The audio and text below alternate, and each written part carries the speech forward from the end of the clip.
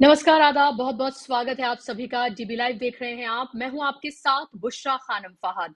तो आज 2 बड़ी रैलियां हुई हैं। एक रैली छत्तीसगढ़ में हुई है, छत्तीसगढ़ के बिलासपुर में, जहां पर राहुल गांधी मौजूद थे। दूसरी रैली हुई है मध्य प्रदेश में, जहां पर प्रधानमंत्री नरेंद्र मोदी ने कार्यकर्ताओं के एक सम्मेलन को संबोधित किया है। छत्तीसगढ़ में राहुल गांधी ने नरेंद्र मोदी के वोट बैंक पर, जो सबसे बड़ा वोट बैंक है, उस पर वो चोट की है जो जाहिर सी बात है नरेंद्र मोदी को बहुत दर्द देने जा रही है। और मैं बताऊंगी कि क्यों दर्द देने जा रही है और मध्य प्रदेश में इसको लेकर प्रधानमंत्री ने क्या कुछ कहा है वो मैं आपको बताऊंगी। छत्तीसगढ़ में जब राहुल गांधी बोल रहे थे तो सबसे पहले उन्होंने अडानी पर हमला किया। उन्होंने कहा कि देखिए, इस आवास योजना के तहत हमने आपके सामने यहीं पर मंच से बटन दबाया और पैसा सीधा आपके अकाउंट में ट्रांसफर हुआ। ये है हमारी ट्रांसपेरेंसी। फिर उन्होंने अडानी को लेकर प्रहार किया नरेंद्र मोदी सरकार पर और कहा कि एक और रिमोट का बटन दबता है, लेकिन वो चुपके से दबाया जाता है और तमाम जो फायदे हैं वो अडानी के अकाउंट में चले जाते हैं, तमाम फायदे उन तक पहुंचाए जाते हैं। ये फर्क है भारतीय जनता पार्टी और कांग्रेस की सरकारों में।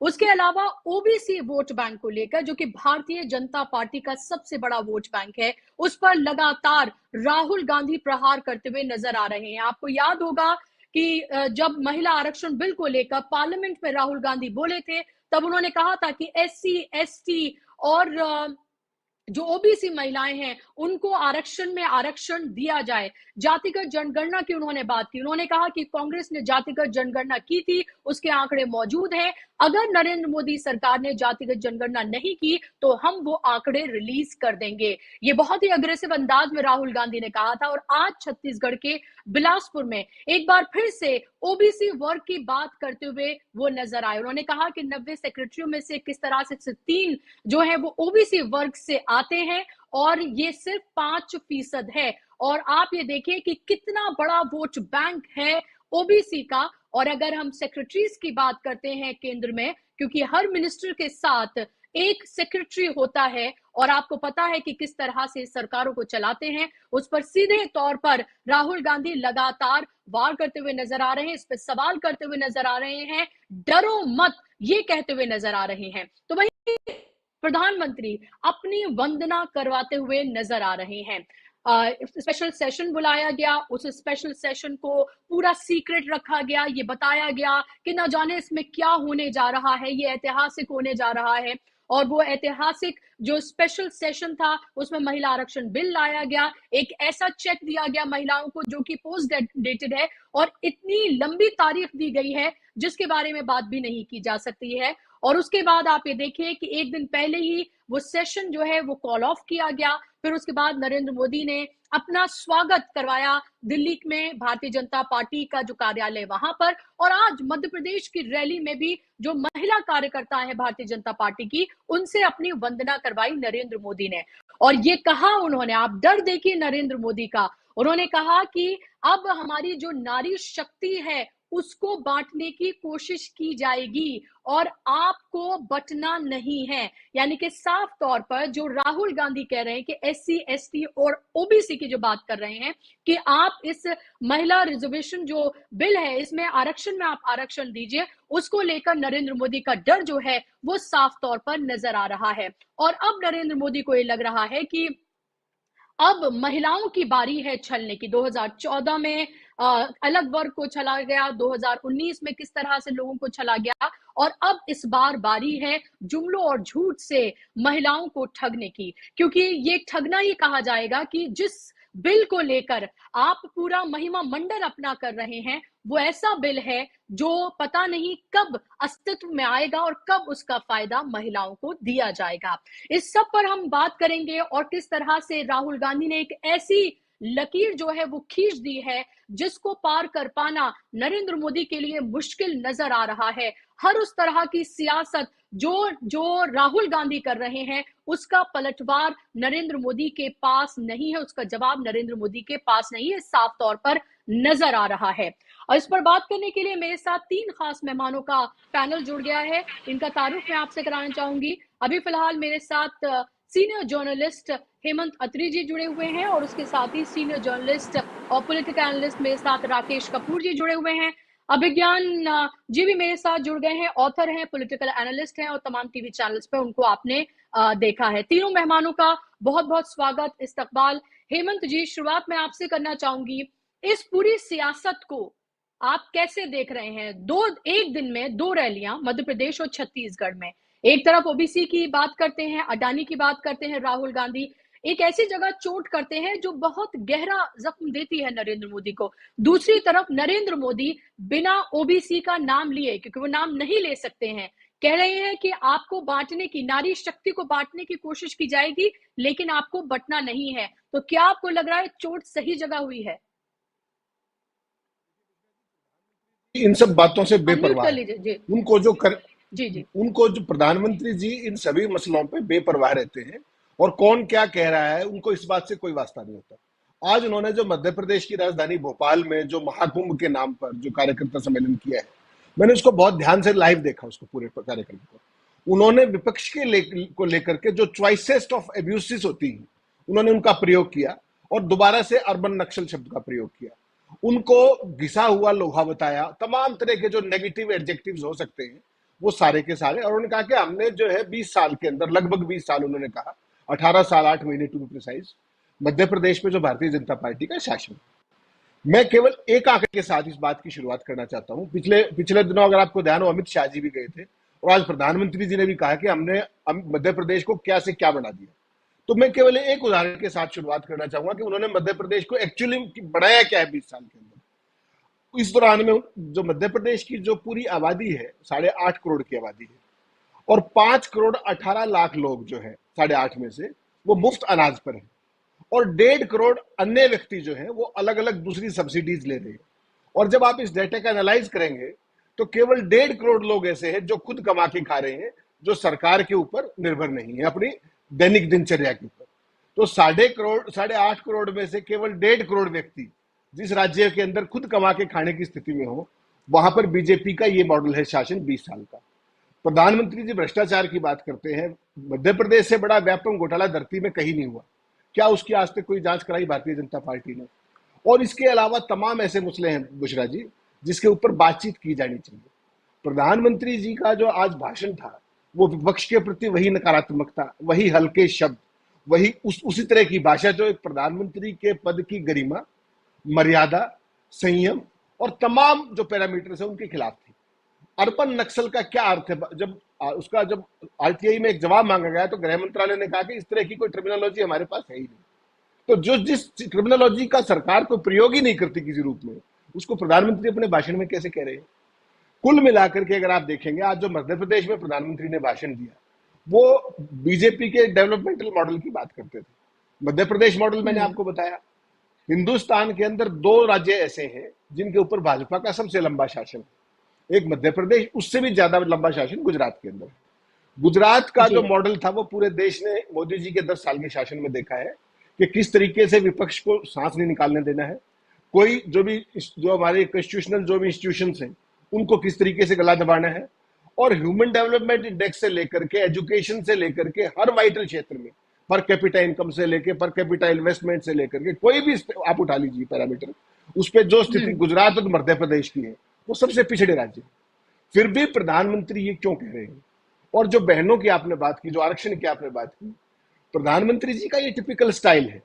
वो काला धन भी लेकर ले आए होंगे, सारे देश ने देख लिया। भ्रष्टाचार भी उन्होंने खत्म कर दिया, किसानों की आय भी दुगनी कर दी, हर छत घर के ऊपर पक्का घर भी दे दिया, हर सर के ऊपर सारे काम कर दिए उन्होंने। तारीख नहीं बताई है केवल, तो महिला आरक्षण की भी तारीख नहीं बताई उन्होंने आज, वो कब होगी। और कमाल देखिए, प्रधानमंत्री जी के ऊपर कई बार तो तरस आता है कि आपने कोई बहुत बड़ा काम किया है, अच्छी बात है, उसके लिए स्वागत किसको करना चाहिए? लाभार्थी वर्ग को करना चाहिए। प्रधानमंत्री जी महिला आरक्षण पास करा के भारतीय जनता पार्टी के कार्यालय में जाके अपना स्वागत खुद ही करा रहे हैं। उससे पहले G20 की सफलता पे लोग उससे पहले कहें वो खुद ही अपना स्वागत करा रहे भारतीय जनता पार्टी के मुख्यालय में, आज वहां पर भोपाल के अंदर। और उससे भी जो सबसे आपत्तिजनक बात मुझे लगी, अगर आपने मध्य प्रदेश के सीएम का भाषण सुना हो आज, उन्होंने कहा प्रधानमंत्री भगवान के अवतार है। आज उन्होंने अपने भाषण में कहा ये इससे बड़ा फासिज्म और क्या होगा? ये फासिज्म है। और उन्होंने कहा कि पूरी विपक्ष खत्म हो चुका है, प्रधानमंत्री के भाषण था ये, विपक्ष खत्म हो चुका है, विपक्ष के पास कुछ नहीं है और कुछ है वो हम है। इस तरह का जो राजनीतिक शत्रुता का भाव है, अगर आपको याद हो 5 दिन पहले प्रधानमंत्री जी के प्रवचन आपने पार्लियामेंट के दोनों हाउसेज में सुने होंगे। वो विपक्ष के लिए क्या कह जी। रहे थे, एक टीम एफर्ट की बात कर रहे थे, मिलजुल कर काम करने की बात कर रहे थे। और आज उसका दूसरा रूप हम्म। प्रधानमंत्री का जो टिपिकल है हर एक स्टेट के अंदर है। तो ये देखने की बात ये हम्म। है कि जो मुद्दे हैं, मुझे आप एक बात बताइए, मणिपुर का जिक्र करते हो, डबल इंजन कहां चला गया है? चाइना अपने कनाडा के साथ जो किया अच्छा किया, प्रधानमंत्री ने हालांकि उसमें भी अभी तक मुंह नहीं खोला है। जो चाइना ने हमारे जो एथलीट्स थे अरुणाचल से, उनको उन्होंने वीजा देने से मना कर दिया, वही स्टेपल वीजा वाला इशू। क्या प्रधानमंत्री ने अब तक चूं किया है उसमें? कोई एक शब्द बोला है? केवल क्या किया कि खेल मंत्री का दौरा रद्द कर दिया। उसके अलावा भारत सरकार का क्या रिएक्शन? आपने क्यों नहीं दिखा दी लाल आंखें उनको? आपने पूरी की पूरे एशियाड गेम्स का बाइकाट क्यों नहीं कर दिया? हिम्मत है? चाइना का नाम नहीं लेते हैं आप। और अपने जो जो मरे हुए विरोधी हैं, जिनको आप आर्थिक तौर पे, कानूनी तौर पे हर तरीके से नष्ट कर चुके हैं, उनके ऊपर मरे हुए लोगों पे हथियार चला रहे हैं आप अपना रिपोर्ट कार्ड जी। दीजिए। 9.25 साल 9.5 साल का शासन हो गया है। प्रधानमंत्री जी अपनी अचीवमेंट्स पर, लफाजियों पर नहीं, अपनी अचीवमेंट्स पर वोट मांगिए। हम्म। आप कंक्रीट बताइए आपने किया क्या है। ये महिलाएं जो है ये नासमझ नहीं है, ये बहुत शिक्षित है आज की तारीख में। जब ये आपसे तारीख पूछेंगे महिला आरक्षण की, तो आप क्या जवाब देंगे? और तमाम ऐसी बातें हैं जो आज उन्होंने कही, जो घोर आपत्तिजनक है। अगर इस देश के अंदर वाइब्रेंट विपक्ष हो, तो प्रधानमंत्री जी को अगली सभा में भाषण देने से पहले सवाल पूछे जाने चाहिए कि आपने क्या बोला है। लेकिन वो ना तो मीडिया जी। दिखाएगा कहीं। आपने देखा चाइना ने हम्म। जो हमारे एथलीट्स को वीजा देने से मना किया, किसी चैनल पे आपने खबर देखी क्या? हम्म। ये तो हालत है हमारी। जी। ये हमारा एक सॉवरन कंट्री है, एशियाड एक स्टेट, उसका कॉन्टिनेंट लेवल का गेम है, और वहां पर आपको मना कर दिया जाता है हम्म। और आप चुप भी नहीं करते। और कनाडा के ऊपर पानी पी पी कर हम्म। एमईए कोस रही है। उसके अलावा चाइना पे बोलते नहीं कुछ भी, ना कोई आया ना कोई घुसा। तो जो मुद्दों की बात है, प्रधानमंत्री जी उससे सर्वथा अनभिज्ञ रहते हैं, और वो जानबूझकर इस तरह का नैरेटिव क्रिएट करते हैं कि मैं ही मैं हूं। और जो शिवराज चौहान ने उनको उसका भगवान का रूप बताया है, वो लोकतांत्रिक शासन प्रणाली के अंदर एक कलंक के माफिक है। इस तरह की देव तुल्य तो और ये पूजा करना, मैं व्यक्ति पूजा को बहुत सख्त खिलाफ हम्म। इस बात के डेमोक्रेसी के अंदर। बिल्कुल। लेकिन पता है शिवराज सिंह चौहान को कि उन्हें ऐसा ही करना है, क्योंकि शिवराज सिंह चौहान और नरेंद्र मोदी के बीच किस तरह के रिश्ते हैं, स्टेज पर क्या कुछ देखने के लिए मिलता है, कैसे वो उनकी तरफ सीधे मुंह देखते भी नहीं है, ये भी जग जाहिर है और ये भी छुपी कोई बात नहीं है। अभिज्ञान जी, ओबीसी को लेकर जो अभी राहुल गांधी ने जो वार किया है, लगातार पार्लियामेंट से लेकर पार्लियामेंट के बाहर जो वो प्रेस कॉन्फ्रेंसेस कर रहे हैं, जो वो कॉन्क्लेव्स में जा रहे हैं, या आप छत्तीसगढ़ में आज जो उन्होंने बात की, और जो लगातार वो कह रहे हैं कि 90 सेक्रेटरीज में से सिर्फ 3 जो है ओबीसी हैं, और ओबीसी समाज जो है उसकी अनदेखी जो है वो की गई है, और लगातार जातिगत जनगणना की वो बात कर रहे हैं, विमेंस रिजर्वेशन बिल में आरक्षण की वो मांग कर रहे हैं, और कहीं ना कहीं डर जो है प्रधानमंत्री का, क्योंकि उन्हें पता है कि उनका सबसे बड़ा वोट बैंक है ओबीसी, और उस पर वार कर रहे हैं राहुल गांधी। क्या आपको लग रहा है कि जो सियासत अब शुरू हुई है नरेंद्र मोदी के लिए, ये बहुत मुश्किल होने जा रहा है, क्योंकि उन्होंने विमेंस रिजर्वेशन बिल में ओबीसी को शामिल किया नहीं है, और राहुल गांधी लगातार जातिगत जनगणना और ओबीसी की बात लगातार कर रहे हैं, और ये एक अभी सेट है और ये तय है कि इसी को लेकर चाहे राज्य के हो या फिर आम चुनाव जो होने जा रहे हैं, इसी पर ही जो राजनीति है वो केंद्रित होगी। अब एक एक बात मैं आपको गंभीरता से बताता हूं। पहला सवाल मैं आपको उसका अपना उत्तर देता हूं, शिवराज वर्सेस नरेंद्र मोदी। गौर से सुनिएगा इसे, गौर से, ठीक है? वो इंटरव्यू आज भी मेरे पास पड़ा है। सन 2012 में कोई नहीं जाता था भोपाल शिवराज सिंह चौहान का इंटरव्यू करने। मैं बहुत उनका पुराना जानने वाला हूं। मैं सन 2012 में मैंने शिवराज सिंह चौहान का एक इंटरव्यू किया था, जिस इंटरव्यू में शिवराज सिंह चौहान ने कहा था और रिपीटेडली कहा था कि गुजरात मॉडल डिस्कस होता है, मध्य प्रदेश मॉडल क्यों नहीं डिस्कस होता।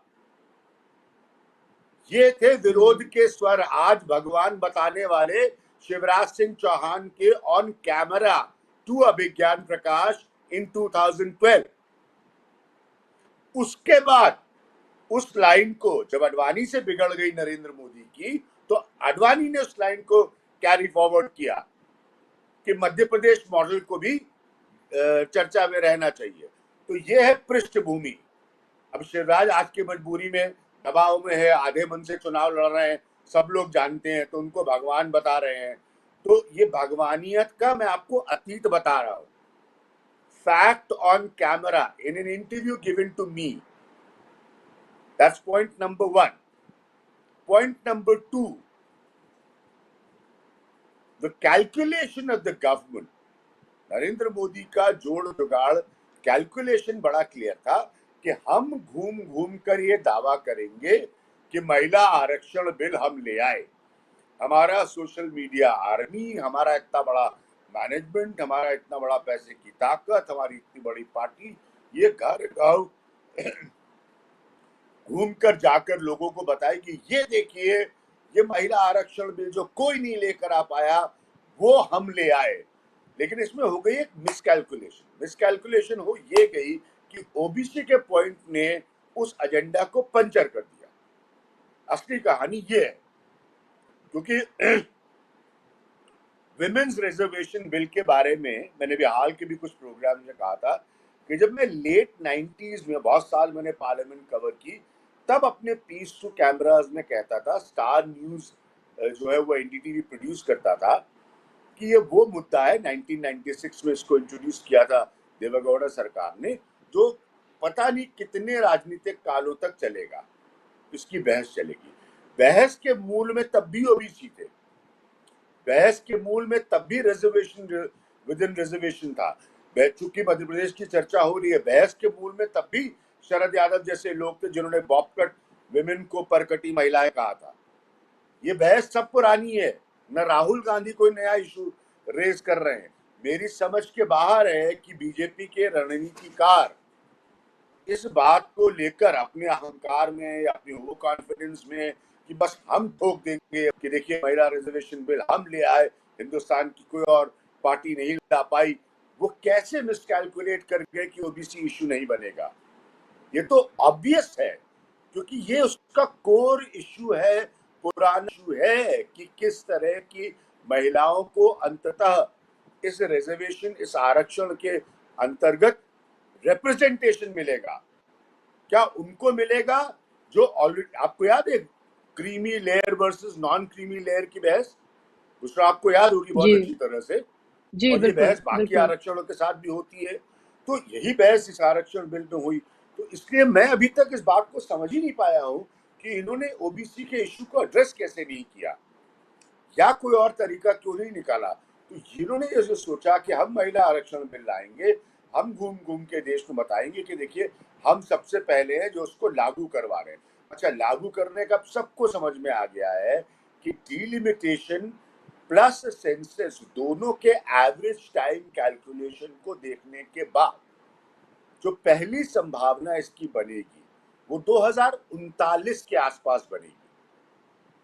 मैं 29 से एक्टिविटी इंक्लूड करके कह रहा हूं कि चलिए आपने 29 से शुरू कर दिया, सेंसस 6-7 साल लेगा, फिर अगले 6-7 साल डिलिमिटेशन, मतलब मैं इनको स्पेस दे रहा हूं। उसके बावजूद भी अगर कोई रियल टर्म पिक्चर बनेगी इसके इम्प्लीमेंटेशन की, I don't even know about the finalisation on the OBC debate, अगर कोई रियल टर्म पिक्चर बनेगी तो वो 2039 के बाद की बनती है। तो आप समझ रहे हैं, एक बिल जिसमें ओबीसी अनएड्रेस्ड है, कोर इशू, और इम्प्लीमेंटेशन 2039 का है, तो कैसे नहीं लोग रिएक्ट करेंगे। स्वाभाविक है विपक्ष उसका मुद्दा बनाएगा।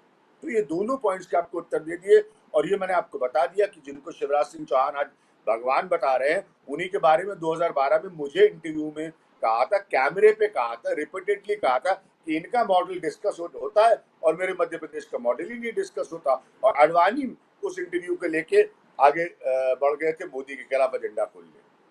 तो ये सच्चाई जी, है। जाहिर सी बिल्कुल, जाहिर सी बात है, और यही वजह है कि वो जो खटास है, वो चाहे उसे कितना भी कोशिश की जाए, वो साफ तौर पर नज़र आती है। आज भी जो कार्यकर्ता सम्मेलन जो हुआ है, उसकी तैयारियां आप ये देखिए कि कितने बड़े पैमाने पर की गई हैं, कितना पैसा इसमें खर्च किया गया है। और वहीं मैं आपको दरबारी मीडिया की भी आपको एक इसमें तस्वीर दिखाना चाहूंगी कि नरेंद्र मोदी के इस रैली, जहां पर कार्यकर्ता आने वाले थे, इस रैली के होने से पहले ही ये कह दिया गया एक बड़े चैनल की तरफ से, उनकी हेडलाइंस थी कि 10 लाख लोग जुटेंगे। तो जिसके बारे में खुद भारतीय जनता पार्टी नहीं कह रही है, उसके बारे में दरबारी मीडिया कह रहा है कि 10 लाख लोग जुटेंगे। वो चैनल के लोग वहां खड़े होके पर्ची बांट रहे होंगे ना, वो चैनल के लोग वहां खड़े होके पर्ची बांट रहे होंगे, हेड काउंट कर रहे होंगे। सब तमाशे नौटंकी बहुत हो गया। पता नहीं आप लोग सवाल पूछ के उनको क्यों अहमियत देते हैं भाई। जब वो एक स्टेटेड पोजीशन में, उन्होंने 10 लाख कह दिया, मैं इस पे हैरान हूँ। 100 करोड़ से कम आदमी आता ही नहीं है जब नरेंद्र मोदी जी जाते हैं बाहर, उनके हिसाब से, उन चैनलों के हिसाब से। और कहीं कहीं पे तो 150 करोड़ जनसंख्या से ज्यादा आ सकता है। जी जी बिल्कुल, वो कुछ भी कह सकते हैं और कार्यकर्ताओं को वो लोग और जनता भी कह सकते हैं। हाँ, जब अपनी हेडलाइन में लोग एंकर होते हैं, प्राइम टाइम एंकर होते हैं, तिहाड़ से तजुर्बा लेके आए, जो कि आपके पास नहीं है, मेरे पास नहीं है, बाकी लोगों के पास नहीं है। तिहाड़ जेल जाने का एक डील करने में जिनका तजुर्बा हो, तो 10 लाख कैसे आपने बता दिया? 10 करोड़ से तो वो शुरू करेंगे। 200-250 करोड़ लोग तो वैसे ही आ जाते हैं जैसे उनका चैनल ऑन होता है मोदी जी की रैली में। जी बिल्कुल। राकेश कपूर जी, आप इस पूरी सियासत को किस तरह से देख रहे हैं? मोदी जी नारी वंदन करवा रहे हैं, अपना भी उसमें वंदन करवा रहे हैं। वो कह रहे हैं कि आप बटिएगा मत, क्योंकि राहुल गांधी SC ST और OBC की बात कर रहे हैं। राहुल गांधी ने कहा कि अडानी की उन्होंने बात की, उन्होंने कहा कि जब मैंने पार्लियामेंट में ये मुद्दा उठाया तो किस तरह से मेरी सदस्यता जो है वो रद्द कर दी गई। जब भी मैं ये सवाल उठाता हूं तो सबसे ज्यादा चोट जो है वो नरेंद्र मोदी को होती है। और अब जो भारतीय जनता पार्टी का सबसे बड़ा वोट बैंक है, उस पर प्रहार कर रहे हैं राहुल गांधी लगातार। और ये साफ तौर पर असहजता नजर आ रही है नरेंद्र मोदी के पूरी बॉडी लैंग्वेज में। वो जो रैलियां कर रहे हैं उसमें ना तो वो तेज है और ना ही वो कॉन्फिडेंस है जो पहले देखने के लिए मिलता था। तो साफ तौर पर उन्हें भी लग रहा है कि करिश्मा पूरे तरीके से गायब है, डगमगाया हुआ है। और यही वजह है कि वो अपने बारे में बताने की बजाय कि 18 साल में शिवराज सिंह चौहान और 10 साल में नरेंद्र मोदी सरकार ने क्या किया, वो अर्बन नक्सल और जंग लगी हुई पार्टी और इस तरह की बातें वो कर रहे हैं।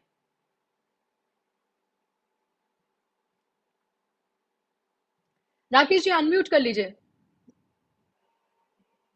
जी जी मेरी आवाज आ रही है? जी जी I can hear you now. अच्छा, बुशरा जी, बड़ा साफ है कि चूंकि मेरी राय में ये चुनाव कोई साधारण चुनाव नहीं है, 4 राज्यों के चुनाव भी। इनमें राहुल गांधी जिस प्रकार का बयानिया जमीन से तैयार कर रहे हैं और जो जमीनी हकीकत है उस पर वो बयानिया यानी विमर्श बनाना चाहते हैं, उसका जवाब देने से अभी बीजेपी बच रही है। हम जिस तरीके की राजनीति या सियासत पूरे मुल्क में आज देख रहे हैं, उससे ये अंदाजा लगता है कि ये मुल्क गांधी का मुल्क ना होकर के किसी और बड़ी शख्सियत का मुल्क बनने जा रहा है। ऐसा होने वाला नहीं है। ये मुल्क गांधी का था और गांधी का ही रहेगा। गांधी ने बहुत पहले कह दिया था कि अगर कांग्रेस के भीतर और बाहर महिलाओं को उनका हक नहीं दिया जाता है, उन्होंने हिंद स्वराज में भी लिखा, उन्होंने यंग इंडिया में भी लिखा, उन्होंने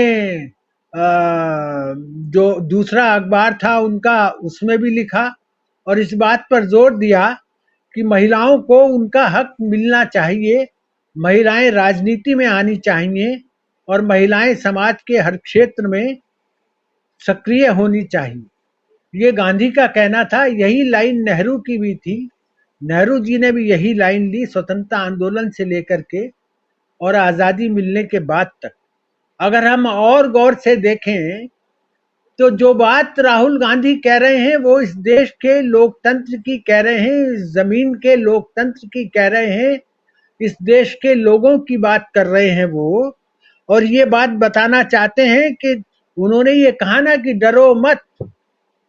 इस डर पर ही लोकतंत्र कभी डर से, भय से, खौफ से नहीं चल सकता। इस पर पंडित नेहरू का बहुत लंबा भाषण है, आधे घंटे का उन्होंने दिया है।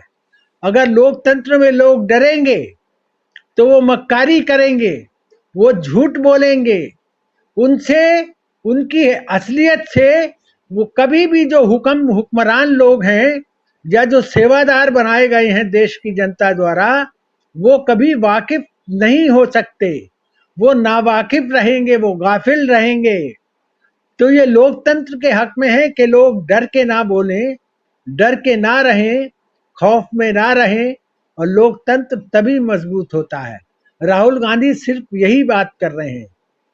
मैं और दूसरी बातों पर नहीं जाऊंगा जो कि अभी प्रधानमंत्री नरेंद्र मोदी के बारे में कहीं हम सब देख रहे हैं, सामने है हमारे, जो चीज भी है, जो तस्वीर चल रही है वो तो हमारे सामने है। संसद से लेकर सड़क तक हमारे सामने चीजें हैं। आज जिस तरीके से शिवराज सिंह चौहान ने अवतार बता दिया, कोई नई बात नहीं कही उन्होंने।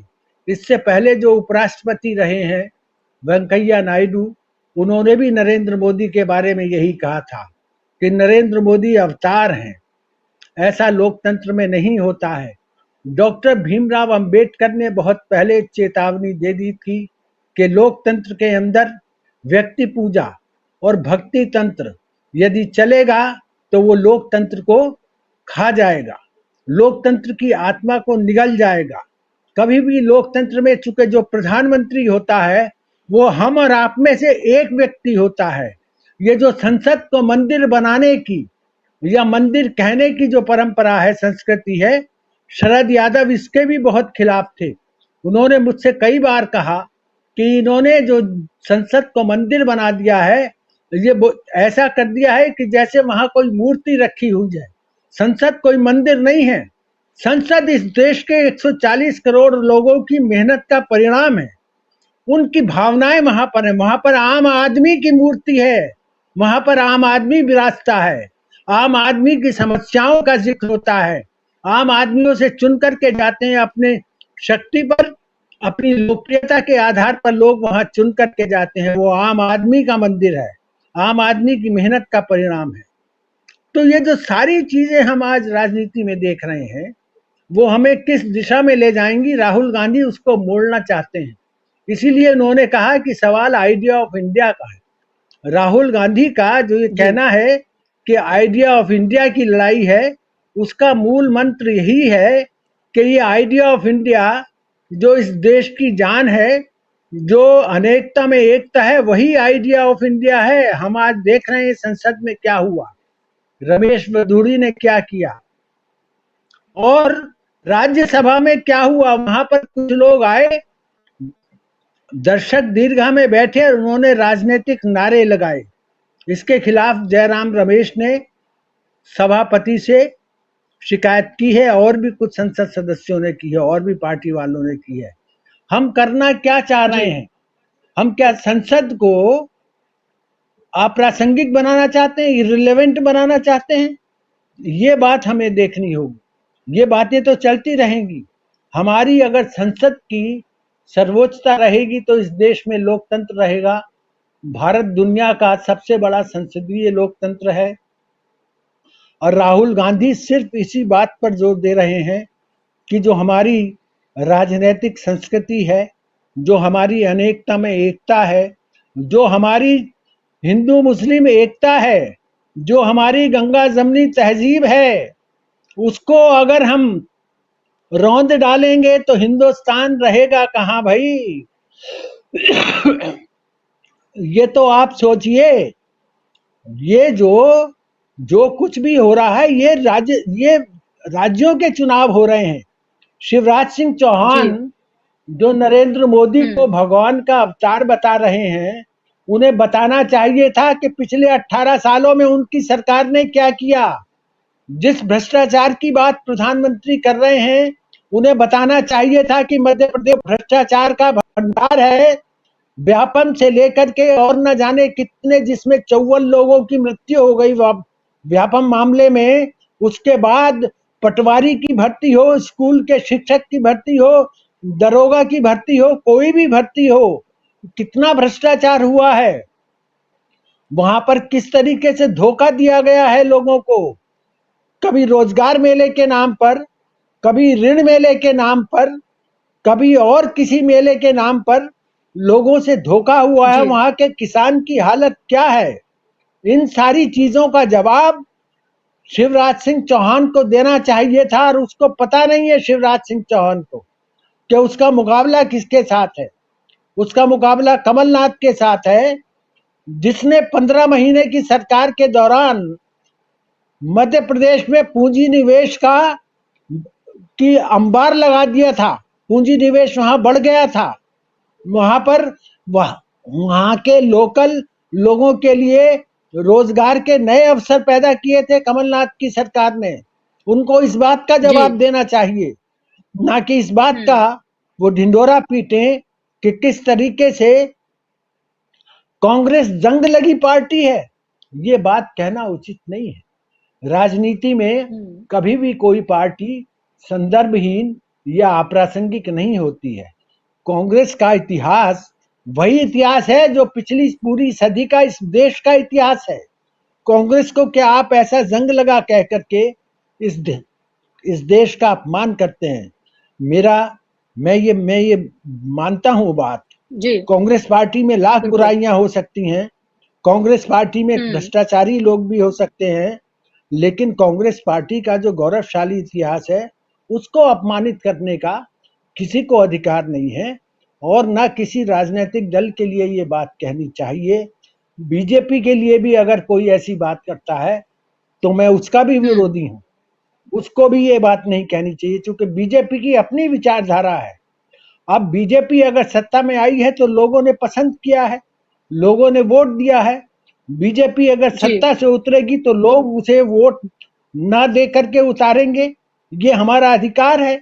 और लोकतंत्र में कभी कोई व्यक्ति ना तो देवता होता है, ना कोई बिल्कुल अवतार होता है। जी लोकतंत्र में जी सिर्फ एक साधारण आदमी होता है। जी जी बुशरा जी।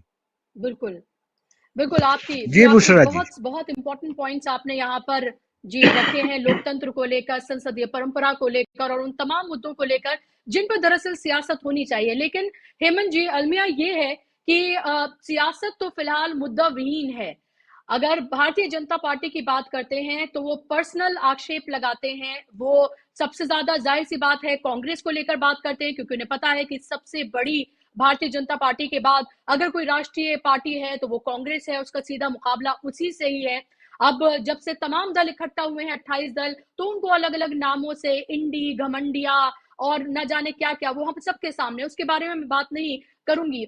लेकिन आप ये देखिए कि फिलहाल क्या आपको लग रहा है कि राहुल गांधी एक ऐसी लकीर खींच रहे हैं। आप दानिश अली के मामले में भी देखें तो दानिश अली की पार्टी यानी कि बीएसपी वो उन 28 दलों में शामिल नहीं है। मायावती लगातार कांग्रेस को घेरती रही हैं। मायावती लगातार बीजेपी और कांग्रेस को एक तरह की पार्टी बताती रही हैं। इन 28 दलों के गठबंधन को लेकर भी लगातार वो उसी तरह की बातें करती रही हैं। लेकिन उसके बावजूद राहुल गांधी जाते हैं, ना सिर्फ जाते हैं, दानिश अली के गले मिलते हैं, उनके पास बैठते हैं, उनको पूरा सपोर्ट देते हैं और कांग्रेस पार्टी भी पूरा उनको सपोर्ट देती है। और इसके अलावा आप ये देखिए, वो कुलीवाला आप इंसिडेंट देखिए, उससे पहले लगातार जिस तरह की हम बातें देख रहे हैं। और कभी भी जब हम राहुल गांधी के भाषण को सुनते हैं तो वो पर्सनल अटैक करते हुए नजर नहीं आते हैं, बल्कि मुद्दों की बात करते नजर आते हैं। तो क्या आपको लग रहा है कि दो अलग अलग तरह की सियासत जो है वो देखने के लिए मिल रही है? एक तरफ मुद्दों की बात है, एक तरफ जवाबदेही तय की जा रही है, और दूसरी तरफ पर्सनल अटैक है और उस तरह की तमाम अहंकार भरी बातें की जा रही हैं जो सत्ता के नशे में चूर लोग करते हैं। गांधी की जो सियासत है ना, वो आज से नहीं, वो शुरू से ही वो कितने मुद्दे उठा पाए, नहीं उठा पाए, कितने लोगों से कनेक्ट कर पाए, वो एक अलग पक्ष हो सकता है। उनका हमेशा से ही मुद्दों पे ध्यान रहा। ये अलग बात है कि पिछले जो दौरान में, जो पिछले 10 साल में जो मोदी जब से आए हैं, रेलिवेंट हुए हैं सेंटर की पॉलिटिक्स के अंदर, तब से हो सकता है उनके मुद्दों का चुनाव या स्थान का चुनाव गलत रहा हो, लेकिन उन्होंने बात करने की कोशिश की। और जहां तक बात नरेंद्र मोदी की है, 2014 का चुनाव देखिए आप। 2014 के चुनाव में उनका क्या पहली शुरुआत उन्होंने कहां से की थी? 1 रैंक 1 पेंशन, इसी से शुरुआत की थी रेवाड़ी के अंदर। मैं खुद था वहां एज एडिटर, वहां गया था मैं, और वहां पर उन्होंने 1 रैंक 1 पेंशन का प्रॉमिस किया था। आज तक पूरा हो गया क्या वो?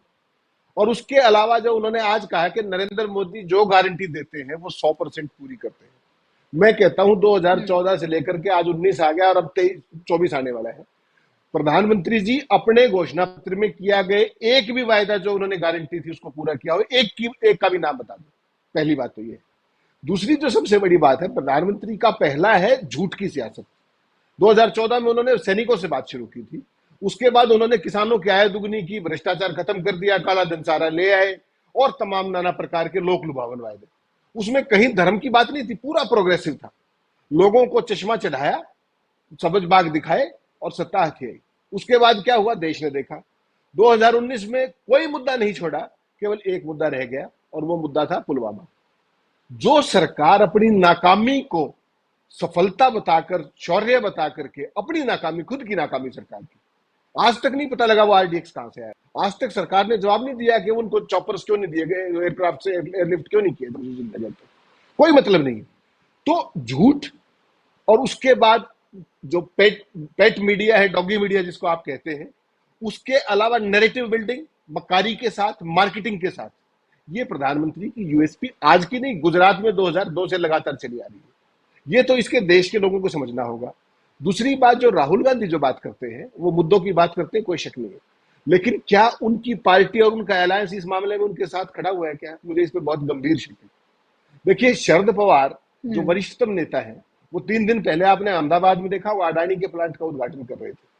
तो आपको क्या नहीं लगता कि कल को अगर मान लो कोई स्थिति बनती है सरकार चेंज होने की, तो क्या वो अडानी के लिए बैटिंग नहीं करेंगे? या अडानी की बेहस्त पे आज यूपीए की जो ये इंडिया गठबंधन है उसकी जासूसी नहीं कर रहे हैं?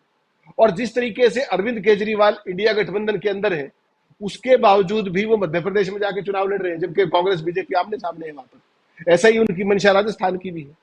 कुल मिलाकर के देखिए, राहुल गांधी की मंशा ठीक हो सकती है, लेकिन जिन लोगों से वो घिरे हुए हैं, उनकी पार्टी के अपने लोगों की क्या क्रेडेंशियल्स है? ये वही कांग्रेस पार्टी है जो 2014 में इतनी बड़ी कोई चीज नहीं थी जिसपे आज तक मोदी अगर कोई भी चूक मिलती तो पूरे कांग्रेस नेतृत्व को अंदर कर देते। अब तक जितने भी घोटाले हुए थे, चाहे सीएजी की बात थी, चाहे तमाम थी, कुछ नहीं वो कर पाए ना आज तक। उसके बावजूद भी लोग तो राहुल गांधी की टीम में भी वही है ना, जो उनके चारों तरफ एडवाइजर्स और तमाम चीजें, जो सेकंड लाइन जनरेशन, जो सेकंड लीडरशिप है स्टेट्स के अंदर। तो सवाल ये समझना पड़ेगा कि क्या लोगों से कनेक्ट करके, जैसे महिला आरक्षण की ही बात आप कर लीजिए और तमाम मोदी की गारंटियों की बात कर लीजिए, राहुल गांधी केवल जाके लोगों से इतना ही पूछना शुरू कर दे कि मोदी जी से तारीख पूछ लीजिए, महिला आरक्षण कब लागू हो जाएगा। जैसे अभिज्ञान जी ने बहुत अच्छी बात की, 2039, तो आज से 15 साल बाद का पोस्ट डेटेड चेक दे रहे हो भाई आप। शर्म आनी चाहिए यार, ये दुनिया में किसी सियासत नहीं होती कहीं। कोई कानून वर्ल्ड के इतिहास में, मैंने पहले भी आपसे बात की थी, कोई बता दीजिए मुझे जिसकी लागू होने की तारीख ना हो। यही सीए एनआरसी में किया था, आज तक रूल्स नहीं बने उसके, और तब कितना हाय तौबा। और आपने एक जो इंपॉर्टेंट बात कही कि साहब जो दानिश उनके साथ, जो दानिश अली के साथ, वो बीएसपी के थे। इनको बीएसपी समाजवादी पार्टी से कोई मतलब नहीं है, इनको तो धर्म देखना है। सबसे पहले इन्होंने मुस्लिम्स पे अटैक किया, उससे उन्होंने सत्ता का जो भी किया नहीं किया, जो देश के अंदर एक वर्टिकल पोलराइजेशन किया। उसके बाद इन्होंने जाटों का इलाज किया पूरे देश में, चाहे उत्तर प्रदेश में किसान आंदोलन हो, चाहे हरियाणा में हो, तमाम। और अब सिखों के लेकर के आप मुझे बताइए, पूरी दुनिया में आपने कहीं खालिस्तान का नाम सुना है रिसेंटली? कहीं नाम नहीं। और जो इनके जो ये पालतू चैनल्स हैं, वो पिछले 5 दिन से कनाडा खालिस्तान खालिस्तान के अलावा किसी ने नहीं कहा। ना कनाडा ने कहीं कहा, ना भारत सरकार कहीं कह रही है। पूरे का पूरा डॉगी मीडिया जो है वो खालिस्तान को लिए घूम रहा है। मुझे बताइए कहाँ है खालिस्तान? तो सवाल क्या है कि हिंदू सिख करा दीजिए, क्योंकि आपके पास नैरेटिव नहीं है। नरेंद्र मोदी का ये टिपिकल स्टाइल है, वो खुद कुछ नहीं बोलेंगे, उसको बोलने के लिए उन्होंने रखे हुए ना ये सारे, जो अभिज्ञान जी ने कहा, जो ये रखे हुए, जो जितने भी अपने एंकर्स और तमाम ये दिहाड़ीदार जो भी। तो सवाल ये कि तो देश के लोगों को देखना पड़ेगा ना कि मोदी जा किस रास्ते पर रहे हैं। अभी देखिए, महिला आरक्षण की बात अभी दिख रही है आपको, उससे पहले G20 था, अभी राम मंदिर ले आएंगे जी, उससे भी काम नहीं चला तो इंडिया भारत ले आए, उससे काम नहीं चला तो 1 नेशन 1 इलेक्शन ले आए। अरे भाई आप खड़े कहाँ हो? हकीकत की बात यह है, जो मेरी जानकारी है, कि पार्लियामेंट का सेशन तो इन्होंने बुला लिया, इनको यही नहीं पता था करना क्या था। इनका इनिशियल प्लान ये था कि मोदी का महिमा मंडन करेंगे चंद्रयान को लेकर के और G20 को लेकर के, और फिर इनके मन में आया कि इंडिया भारत कर लेते हैं, लेकिन फिर लगाएंगे तो नोटबंदी से भी बड़ा फोपा हो जाएगा। तो उस सारे में ये महिला आरक्षण का जो लैकलस्टर जो बिल आया है, जिसकी ना कोई तारीख है, ना जिसकी दशा है, ना कोई दिशा है, उसमें ये खुद फंस के खड़े हो गए हैं। और इसका निश्चित तौर पे मोदी सरकार को नुकसान होगा। और जो वो गारंटियों की बात करते हैं ना, आप देखिएगा जब तक लोकसभा का चुनाव आएगा तब तक पूरा नैरेटिव राम मंदिर के आसपास होगा। खालिस्तान ऑलरेडी ले आए हैं ये। अपनी सफलताओं पर, अपनी अचीवमेंट्स पर वोट मांगी है मोदी जी। और कांग्रेस पार्टी को केवल एक ही काम करना चाहिए, राहुल गांधी को। ओबीसी वाला एक मुद्दा, क्योंकि 52% आबादी 1931 में काउंट हुई थी, उसके बाद उसका कोई ऑफिशियल फिगर नहीं है। कुछ राज्यों में 45% है, कुछ राज्यों में 60% तक भी ओबीसी पॉपुलेशन है। अब सवाल केवल इतना है इसके अंदर, 2014 में अगर आपको ध्यान होगा, मैंने एक दिन पहले भी आपको बताया था, 22% ओबीसी वोट्स मिले थे मोदी की पार्टी को, बीजेपी को। और 2019 में आप आए तो 44% वोट हो गए। तो बीजेपी का जो कोर वोट बैंक है आरएसएस का, वो अपर क्लासेस का, ब्राह्मण बनिया और वो तमाम था। इन्होंने उस पूरे कैरेक्टर को बदलने की कोशिश की, मोदी जी को उनके कम्युनिटी के नाम पर जो अमित शाह ने कहा और सारा किया। अब सवाल ये है कि राहुल गांधी ओबीसी का ही जिक्र करके, क्योंकि राहुल गांधी भी ये बात समझ रहे हैं कि जो अपर कास्ट है उनका माइंड इन्होंने हाईजेक कर लिया है, हैक कर लिया है माइंड पूरा कंप्लीटली। तो वो वहां हिट कर रहे हैं जहां हर्ट करता है, और वो है ओबीसी वोट बैंक। और अगर वो वोट बैंक वो खड़ा हो गया, और प्लस ये महिलाएं जाग गई जो ये पूछेंगी कि मोदी जी कब लागू होगा आरक्षण, तो इनको लेने के देने पड़ जाएंगे बुशरा जी। और इसी मुद्दे पर चिपके रहना चाहिए। इनकी सफलताएं ये बता दे और नाकामियां वो बता दे, देश तय कर देगा। ये मार्केटिंग मीडिया के थ्रू ये इस बार चुनाव में चलने वाला लगता नहीं मुझे, इस बार चलेगा। जाहिर सी बात है कि एक ही बार काट की हांडी कितनी बार चढ़ाएंगे, और बार बार तो नहीं चढ़ाई जा सकती है, और वो साफ तौर पर नजर आ रहा है। अभिज्ञान जी, मैं आपके पास आऊं, उससे पहले राहुल गांधी ने ओबीसी को लेकर क्या कहा है वो एक बार दर्शकों को मैं सुनवा देती हूँ। नरेंद्र मोदी जी से पूछा कि आप कास्ट सेंसस से डरते क्यों हो? कास्ट सेंसस का डेटा सबके सामने रख दो, जो आपकी सरकार की सच्चाई है आप हिंदुस्तान की जनता को दिखा दो, डरो मत। मगर नहीं, उनके मंत्री कहते हैं हमारे ओबीसी के विधायक हैं, ओबीसी के सांसद हैं, और उन्हीं सांसदों से आप लोकसभा में बात करो, वो आपसे कहते हैं कि भैया देखो हमारे से कोई कुछ पूछता नहीं है, हम कुछ बोल नहीं सकते, हमें तो यहां मूर्ति जैसे रखा हुआ है। असली निर्णय हिंदुस्तान के सेक्रेटरी लेते हैं, ब्यूरोक्रेट लेते हैं, नरेंद्र मोदी जी लेते हैं। तो अगर ओबीसी को भागीदारी देनी है, दलितों को, आदिवासियों को, महिलाओं को भागीदारी देनी है, तो कास्ट सेंसस करवाना ही पड़ेगा। और अगर नरेंद्र मोदी जी कास्ट सेंसस नहीं करवाएंगे तो जैसे हमने कहा था यहां पे, जैसे ही हमारी सरकार आएगी पहला कदम कास्ट सेंसस होगा, और ओबीसी को जो भागीदारी मिलनी चाहिए वो कांग्रेस पार्टी करके दिखाएगी। तो आपने सुना यहाँ पर राहुल गांधी को। राहुल गांधी ने सीधे आड़े हाथों लिया है नरेंद्र मोदी को, नरेंद्र मोदी की सरकार को, ओबीसी को लेकर, एससी एसटी, आदिवासी और महिलाओं को लेकर भी। और उन्हें सबसे बड़ा जो वोट बैंक है भारतीय जनता पार्टी का, उस पर वार करते हुए, उस पर प्रहार करते हुए नजर आ रहे हैं। और उन्हें पता है ये दुखती रग है नरेंद्र मोदी की, क्योंकि 2019 में जिस तरह से हेमंत जी ने बताया कि किस तरह से 44% जो है वो वोट मिले थे ओबीसी के नरेंद्र मोदी को। और अभिज्ञान जी, ये जो झूठ और ये जुमले लगातार जो बोले जा रहे हैं पिछले 10 सालों से, और ये स्पेशल पार्लियामेंट सेशन बुलाया गया, इसको इस तरह से दिखाया गया कि न जाने इसमें क्या होने जा रहा है। क्या आपको लगता है कि ये जो पार्लियामेंट सेशन बुलाया गया था, ये सबसे बड़ी भूल नरेंद्र मोदी सरकार की थी? एक तो महिला आरक्षण बिल लग रहा है वही उल्टा पड़ता हुआ नजर आ रहा है, क्योंकि लगातार कांग्रेस और गठबंधन के लोग सरकार को इस पर घेर रहे हैं। आज भी 21 अलग अलग जगहों पर जो कांग्रेस के स्पोक्स पर्सन हैं, उन्होंने प्रेस कॉन्फ्रेंसेस की हैं और सवाल पूछे हैं कि किस तरह का झूठ और जुमला है। और दूसरा, लास्ट डे पे जब नरेंद्र मोदी अपना महिमा मंडन करवा रहे थे अपने ही दिल्ली के ऑफिस में, तब पार्लियामेंट में क्या कुछ हो रहा था दानिश अली के साथ, और उसके बाद कितनी कितनी एक तरह की इंसल्ट हुई है और किस तरह से छवि खराब हुई है, न सिर्फ देश में बल्कि विदेश में। तो क्या आपको लगता है कि ये पार्लियामेंट सेशन जो मोदी के महिमा मंडन के लिए बुलाया गया था, वो दरअसल उल्टा नरेंद्र मोदी के ऊपर आके पड़ा है? अब देखिए, मोदी जी की सरकार है और हमारा पैसा है, ठीक है। वो भूल करें या फूल फिकवाएं, हम क्या कर सकते हैं। देखिए 38% वोट पे वो सरकार बनाकर आ रहे हैं 2 बार, तो वो जो चाहेंगे सो करेंगे। अब उनका कैलकुलेशन हुआ है, मिसकैलकुलेशन हुआ है, वो यही जाने, क्योंकि देश की जनता जब देखती है उनको और उसके बाद 2 बहुमत की उनकी सरकारें लेके आई है, तो पहले देश की जनता से भी तो जाकर पूछिए। हिंदुस्तान के इतिहास में आप मुझे बता दीजिए कि बीजेपी की सरकार कब विकास के नाम पर कोई चुनाव जीत के आई है। एक चुनाव लड़ा था इन्होंने, बाबजी का, सॉरी माफ करिएगा, अटल जी का, इंडिया शाइनिंग के नाम पर, और बुरी तरह से हार गए थे, कांग्रेस आ गई थी पावर में। जब तक ये पोलराइज नहीं करेंगे किसी इलेक्शन एनवायरनमेंट को, ध्रुवीकरण नहीं करेंगे, ये कभी जीते ही नहीं है। मुझे आज की बहस कुछ समझ में ही नहीं आती है कभी कभी, माफ करिएगा, सबके साथ पूरा सम्मान के साथ। अरे इनका बैकग्राउंड चेक करिए ना पहले आप। ये बोलना, ढोलना, झोलना, ये सब इनकी पुरानी टेक्निक्स है, आज की है। 15 लाख रुपए फलाने के अकाउंट में आ जाएंगे, ऐसा हो जाएगा, ये सब बहुत सब पुरानी टेक्निक्स है। तो कभी भी उनको आप मेरी किताब पढ़िए, from Lucknow to Lutyens, the power and flight of UP. It's a best seller published by Harper Collins, it came out last year.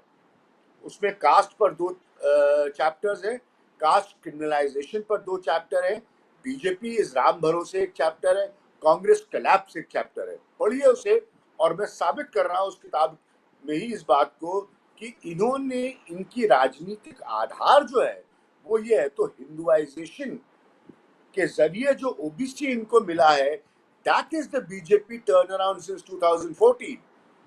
अन्यथा बनिया ब्राह्मण सवर्णों के जाने जाने वाली पार्टी के साथ ओबीसी नहीं था, तभी तो मायावती और मुलायम बने ना उत्तर प्रदेश में। यही तो चेंज अराउंड है। तो ये सब चीजें करेंगे, क्योंकि वो अगर वोट बैंक, जैसे हेमंत जी ने सही कहा, वो अगर खिसक गया या वो बिखर गया तो पूरे पॉलिटिकल इक्वेशंस चेंज हो जाएंगे। तो आपने सत्र बुलाया, मैं तो उसमें जाता ही नहीं, मैं विदेश में था नहीं, देश में आके पूछा हमने भी दोस्तों से, मित्रों से कि भाई इस सत्र में क्या हुआ। तो हर दिन की रिपोर्ट लेने पर अंततः पता चला कि कुछ नहीं हुआ, अंत में गाली गलौज हुई, ठीक है। और उस तरह की भाषा बोली गई जो सड़क पर भी नहीं बोली जाती किसी के लिए। तो मतलब बहुत दिल को चोट पहुंची। फिर मैं तुरंत कार्यक्रम में मुझे आने का इनविटेशन मिला, मैंने खुलकर कहा, आपसे भी कहा, वापस रिपीट करता हूँ कि अभी तो चुनाव आ रहे हैं, अभी तो इनको कितने विदुड़ी चाहिए, विदुड़ी। अभी तक कोई गलत फहमी मत रखिएगा तो उनके खिलाफ कार्रवाई होगी, वो तो ऊपर उठाए जाएंगे अनुराग ठाकुर की तरह। अल्टीमेटली आप लोग सवाल जब पूछते हैं तो जान के चलिए कि इनका कोर क्या है, और ये उसी कोर पर ऑपरेट करेंगे। क्योंकि फिलॉसफी मैं आपको सिफोलॉजिकल पॉइंट ऑफ व्यू से भी एक्सप्लेन कर सकता हूँ, बहुत सिंपल रहती है।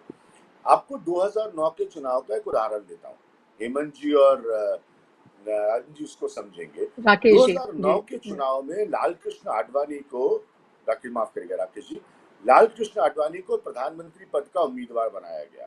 अटल जी ने भी चिट्ठी लिखकर एंडोर्स कर दिया, स्वास्थ्य के कारण वो सक्रिय नहीं थे, बुरी तरह से हारे आडवाणी। सबसे बड़ी घटना उसमें क्या हुई, go back research and you will find the data. पहली बार बीजेपी का कोर वोट जो है 20% से नीचे आ गया, बीजेपी का कबाड़ा हो गया। कांग्रेस 200 से ज्यादा सीटें क्रॉस कर गई 2009 में, आप जाइए डाटा चेक करिए। तो सबसे बड़ी चीज बीजेपी को आज क्या करना है, मध्य प्रदेश हो, राजस्थान हो, छत्तीसगढ़ हो, कहीं भी हो, पूरे देश में जो 27-28% का कोर वोट है, सबसे पहले उसको एड्रेस करना है। इसलिए इसके बाद राम मंदिर होगा, क्योंकि वही खिसक गया अगर, तो आप जो फ्रिंज वोटर है जिसको ऐड कर आप you become almost 38%, and population, जनसंख्या की वजह से फिर आपकी 300 सीट आती है, जब मैं विदेशों में बताता हूँ लोगों को तो लोग हिल जाते हैं कि इस देश में, दुनिया के सबसे बड़े लोकतंत्र में 62% देश आपको ना वोट दे फिर भी आपकी बहुमत की सरकार बनती है।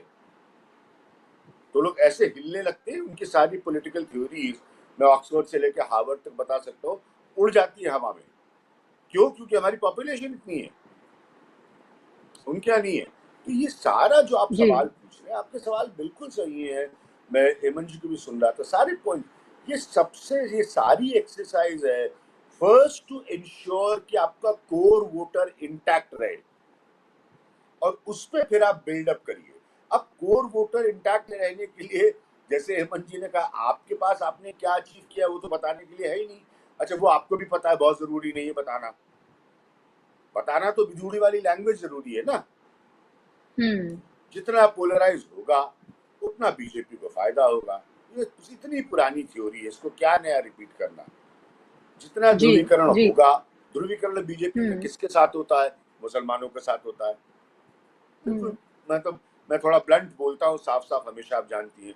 जी तो उसी जी हर भाषण, हर चीज उसी डायरेक्शन में डायरेक्टेड होती है कि अल्टीमेटली ये हमें अचीव करना है, तो हमारी लार्जर तस्वीर में हम जीत जाएंगे। बिल्कुल, जाहिर सी बात है। तो भारतीय जनता पार्टी के लिए एक लास्ट जो तुरुफ का इक्का उनके पास है और जो हमेशा से होता है, चाहे वो 80-20 की हम बात करें या फिर शमशान कब्रिस्तान की हम बात करें, उन तमाम भाषणों की, बुलडोजर की हम बात करें, या फिर जितने लोगों को जो खुली छूट मिली हुई है जंतर मंतर से लेकर दिल्ली जैसी जगहों पर खुले तौर पर। कल ही एक वीडियो देख रही थी मैं चांदनी चौक का, और वहां पर किस तरह से खुले तौर पर मुसलमानों को गालियां दी जा रही हैं, उनको टारगेट किया जा रहा है, उनको खुली छूट जो है दी जाती है। ब्रजभूषण से लेकर और बिधूड़ी से लेकर अनुराग ठाकुर से लेकर वो तमाम भारतीय जनता पार्टी में वो लोग वो शामिल हैं जो इसी तरह की सियासत करते हैं। और खुद हमें नरेंद्र मोदी को भी भूलना नहीं चाहिए कि कौन से गुजरात मॉडल की बात होती है। जी अभिज्ञान जी। बहुत 20 सेकंड में दो बातें जल्दी से बता दें। देखिए, ये ओल्डेस्ट ट्रिक जी इन द ट्रेड है ऑफ इंडियन पॉलिटिक्स, ठीक है। जब आप पद पर स्थापित हो जाते हैं, क्योंकि वो पद संविधान से के तहत होता है, तो फिर आप बहुत सारे विधूड़ी पाल के रखते हैं कि ये समय समय पर आपकी वो वाली भाषा बोलते रहे। अतीत की भाषा याद है ना आपको, योगी आदित्यनाथ की भी, अब लेकिन वो मुख्यमंत्री हो गए। और दूसरा, बहुत जल्दी से मैं जो पॉइंट आपसे कहना चाह रहा हूँ ये भाषा के अलावा, वो ये कि जी ये सब कुछ एक सिस्टमाइज्ड टर्न से होता है, जैसे जैसे कहीं के चुनाव नजदीक आते हैं। तो आप देखिएगा, तो ये कोई भी चीज आउट ऑफ द ब्लू या रैंडम नहीं होती। इसको समझना बहुत जरूरी है। ये एक सुनियोजित तरीका होता है, पैटर्न होता है, तभी उनको वो नतीजा हासिल होता है। तो अब थोड़ा सा कांग्रेस ने इसको काउंटर करना शुरू किया है, कांग्रेस अपनी रणनीति बना पा रही है। पिछले गुजरात में आप देखिए, सबसे बड़ा उदाहरण गुजरात है। कांग्रेस ने बहुत अच्छा चुनाव लड़ा, बहुत करीब तक आई कांग्रेस। उसके बाद चुनाव कहां से घूमा? ध्रुवीकरण से घूमा ना। हेमंत जी आपको बताएंगे उसके डिटेल्स। तो ये सब एक पैटर्न है, उसको समझना जरूरी है और उसके प्रति देश के लोगों को समझना जरूरी है। जी बिल्कुल। और ये बहुत ही गंभीर बातें हैं और ये बहुत गंभीर चर्चा है। और जाहिर सी बात है कि मुद्दों की तो सियासत हो ही नहीं रही है, और जाहिर सी बात है मुद्दों की बात भारतीय जनता पार्टी ना कभी करती है और ना वो कर सकती है, क्योंकि उसका जो पन्ना है वो पूरी तरीके से सफा है, पूरी तरीके से खाली है। आखिरी सवाल आपसे राकेश जी, कि क्या आपको लगता है कि घूम फिर कर आना तो लौट कर भारतीय जनता पार्टी को अपनी उसी ध्रुवीकरण की सियासत पर लौटना है? वो इंतजार कर रहे जनवरी का, जब राम मंदिर का उद्घाटन होगा। सत्यपाल मलिक से लेकर और हमने तमाम और दूसरे नेताओं को भी हमने सुना है जो इस तरह की बातें करते रहे कि अभी बहुत कुछ होना बाकी है 2024 से पहले। और यहां तक लोग कह रहे हैं कि ये एक आखिरी इलेक्शन आप ये देख रहे हैं, 2024 में अगर फिर से भारतीय जनता पार्टी आती है तो फिर खुदा ही खैर करे कि आगे क्या होने जा रहा है इस देश दुनिया के सबसे बड़े लोकतंत्र का। तो क्या आपको लग रहा है कि मोहब्बत की दुकान, नफरत के खिलाफ की जो बात राहुल गांधी करते हैं, उसका असर, और जो ध्रुवीकरण की सियासत है भारतीय जनता पार्टी की, जो उनके पास अभी और बहुत सारी चीजें बची हैं, वो धीरे धीरे कर कर लेकर आएंगे?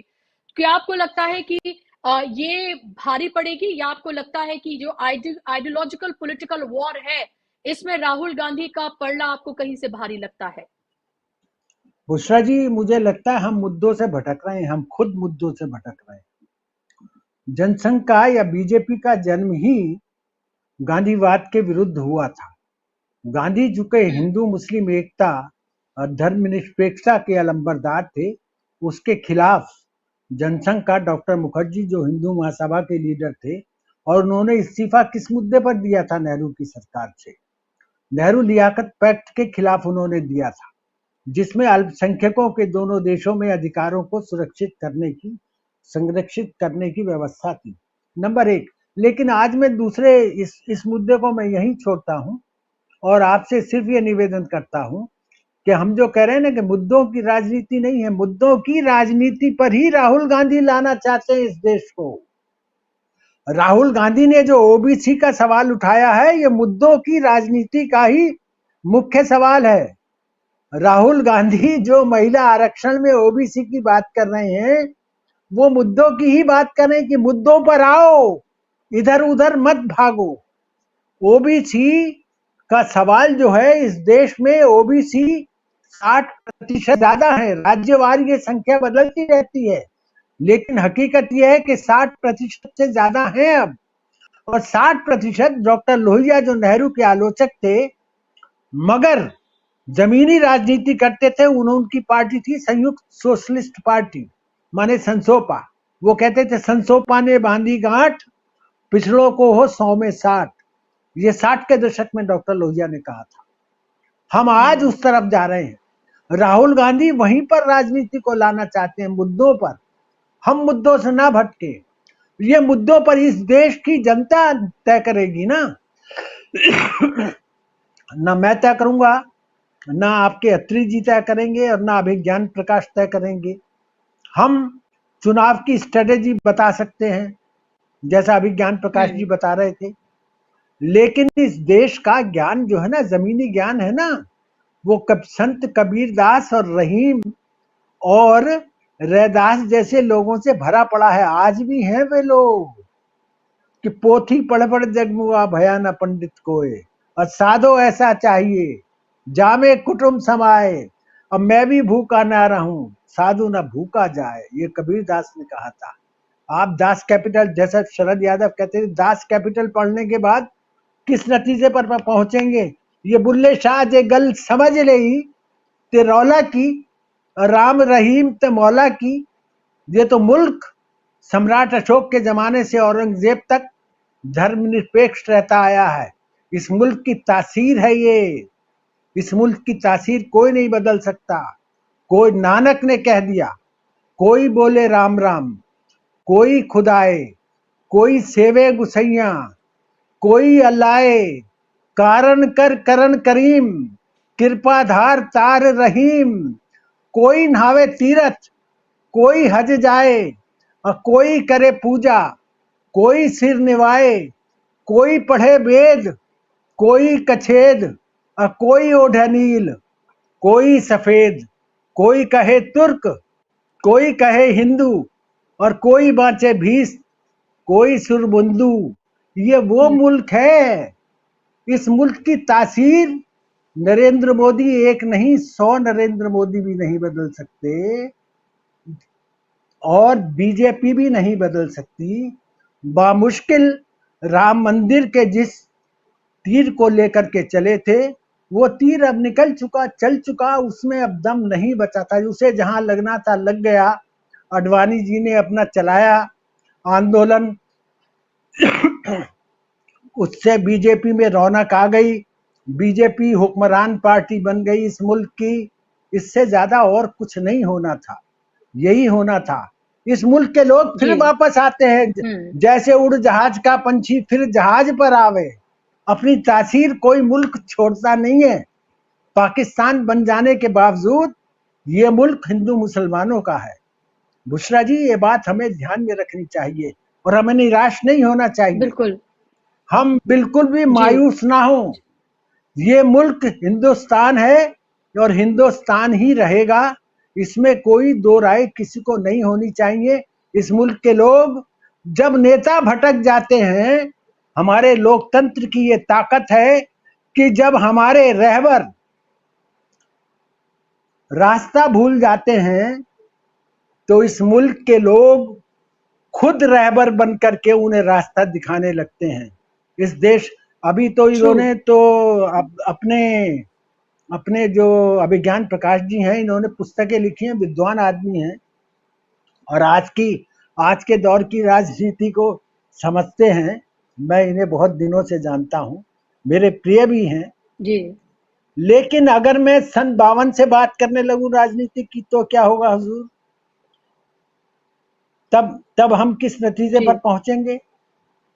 सन 52 से अगर मैं राजनीति की बात करूं इस देश की, सन 52 में पंडित नेहरू ने क्या मुद्दा बनाया था? हिंदू कोड बिल बनाया था मुद्दा। क्योंकि हिंदू कोड बिल के पास ना होने पे डॉक्टर अंबेडकर ने उनकी सरकार से इस्तीफा दे दिया था। नेहरू अंदर से बहुत दुखी हुए थे। उन्होंने इस देश की जनता को समझाया और उस पर कांग्रेस जीत करके आई जी। उस समय कुल 489 सीटें होती थी या उससे भी शायद कम होती थी, मुझे अगर ध्यान है तो, मैं अगर सही हूं जी जी। तो उसमें से 364 365 सीटें जीत करके आई थी कांग्रेस पार्टी। तो इस मुल्क का इतिहास ऐसा नहीं है, हमें घबराना नहीं चाहिए, क्योंकि ये पार्टी बनी ही इसलिए थी हिंदुत्व पर, हिंदू राष्ट्र का। और सरदार पटेल से लेकर के नेहरू तक, मौलाना आजाद से लेकर के आसफ अली साहब तक और जितने भी नेता थे उस जमाने के, सबने विरोध किया। सबने कहा कि भाई इस मुल्क की तासीर ही ऐसी है, ये मुल्क, चूंकि हम 1931 से कहते चले आ रहे थे कि ये धर्मनिरपेक्ष राष्ट्र बनेगा, जमहूरियत रहेगी और हर आदमी को वोट का अधिकार मिलेगा, इस मुल्क का कोई धर्म नहीं होगा, कोई मजहब नहीं होगा। और मुसलमान 1931 में ये तय कर दिया था कि मुसलमानों के उनके पर्सनल लाज जो हैं वो दिए जाएंगे, 1931 के कांग्रेस के। और उसकी सदारत सरदार पटेल ने की थी। आप आज जिस ये सरदार पटेल को कहते हैं, उस जो वो अधिवेशन हुआ था उसकी सदारत सरदार पटेल ने की थी। इसलिए बुशरा जी अपनी बात खत्म करता हूँ गालिब के शेर के साथ जी कि अब मैं भूल रहा हूँ वो गालिब का वो शेर, लेकिन बड़ा मौजूद शेर है वो कि दिल नहीं तुझको दिखाता वरना दागों की बहार, दिल नहीं तुझको दिखाता वरना दागों की बहार, और इस चिरागा का करूं क्या कार्य फरमा जल गया। अब इस मुल्क का जहां भी जो भी अंदाज है वो इस मुल्क के लोग तय करेंगे, ना मैं तय करूंगा, ना कोई और तय करेगा, ना बीजेपी तय करेगी, ना कांग्रेस तय करेगी। मुल्क के लोगों के सामने सब कुछ साया है, सब कुछ उनके सामने वाजे है। हम किधर जा रहे हैं, किस तरफ जा रहे हैं, हमारे कनाडा से क्या संबंध है। और ये ओबीसी जो ये महिलाओं का आरक्षण का बिल है, ये तो कभी लागू होगा ही नहीं, कभी लागू होगा ही नहीं। क्योंकि 2001 में प्रमोद महाजन, अभिज्ञान प्रकाश को याद होगा, 2001 में अभिज्ञान प्रकाश प्रमोद महाजन पार्लियामेंट में ये लाए थे कि अगला जो है वो जनगणना जनगणना नहीं, वो सीटें बढ़ानी, लोकसभा की सीटें चूंकि फ्रीज हैं, सीटें 545 पे फ्रीज हैं, इनकी जनसंख्या बढ़ती है तो इनकी संख्या बढ़ानी पड़ती है। तो 25 साल के लिए 2001 में फ्रीज कर दी गई थी, वो 2026 में होंगी।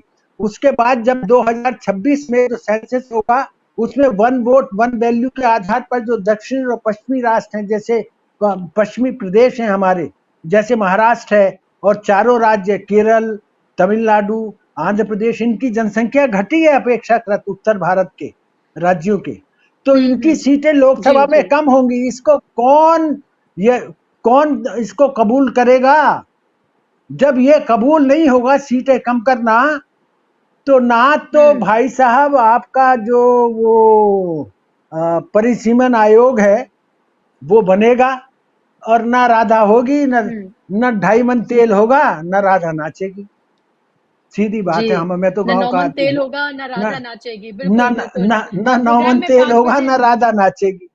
जी जी, जी, बिल्कुल। 5 बज गए, प्रोग्राम वैसे आपका मैं टाइम 5 पूरा बजे हो गया सर। खत्म कर देती हूँ। जी, बिल्कुल। लेकिन बातें जी इस तरह की हो रही हैं, तीनों वरिष्ठ मेहमान जो हैं वो हाँ। अपने-अपने एक्सपीरियंसेस, अपनी-अपनी बातें इस तरह से रख रहे हैं कि इसको वाइंड अप करना मेरे लिए मुश्किल हो रहा है। लेकिन ज़ाहिर-सी बात है, आपने बहुत पुरुम्मीद बात की है और अभिज्ञान जी ने जो तल्ख़ हकीकत है इस देश की फ़िलहाल, उसको सीधे तौर पर रखा है और तमाम तथ्यों को हेमंत जी ने रखा है, बहुत का इस कार्यक्रम का हिस्सा बनने के लिए। और ज़ाहिर-सी बात है, ये पूरा मामला बेहद पेचीदा है और लगातार यही वजह है कि जहां एक तरफ भारतीय जनता पार्टी मुद्दा-विहीन सियासत कर रही है, जहां पर्सनल अटैक वो कर रही है या कांग्रेस को लेकर वो अटैक करती है या अब जो गठबंधन बना है इंडिया गठबंधन, उसको लेकर अटैक करती है, तो वहीं हम ये देखते हैं कि राहुल गांधी लगातार मुद्दों की बात करते हुए नजर आते हैं। और आज भी छत्तीसगढ़ में उन्होंने ओबीसी, एससी, एसटी और महिलाओं को लेकर उन्होंने बात की और अडानी का मुद्दा एक बार फिर से उठाया है। ये तय करना है अब जनता को कि उसके लिए कौन से मुद्दे ज्यादा महत्वपूर्ण हैं। आज के कार्यक्रम में बस इतना ही। नमस्कार।